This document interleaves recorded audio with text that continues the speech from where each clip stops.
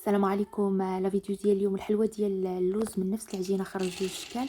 فنهار قبل كندير هكا اللوز في الزلافه، كنزيد عليه الماء طايب حتى كيرطب مزيان، كنفركو هكا بيدي باش كتزوال القشره ديالو. كنديرو في لاطا، كنخليه هكا كينشف. فانا تقريبا خليته النهار كامل حتى لغدت ليه نشف مزيان. درتو في طحانه، زدت عليه السكر وطحنته. في الزلافه كندير البيض ديال البيض، كنحركو حتى كيولي بحال هكا.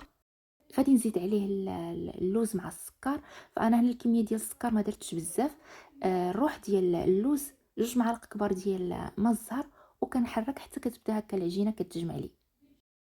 فكنبدا هكا كنكورهم على شكل كرات. بالنسبه للشكل الاول كندوزو في البيض ديال البيض في الشرائح ديال اللوز وكنحطهم في لاطا. الشكل الثاني كنشكلو على هذا الشكل هكا. في الرويس كندير العويد ديال القرنفل وكنحطهم في لاطا اللي تدخل الفران، والفران مسخن على 180 درجه. رشه ديال السكر. والشكل الثاني حتى هو كنلبسو هكا مزيان مزيان بسكر كلاصي. وبصحه والراحه، والفيديو جديد ان شاء الله، والمقادير غتلقاوها لتحت. نلقاكم على خير.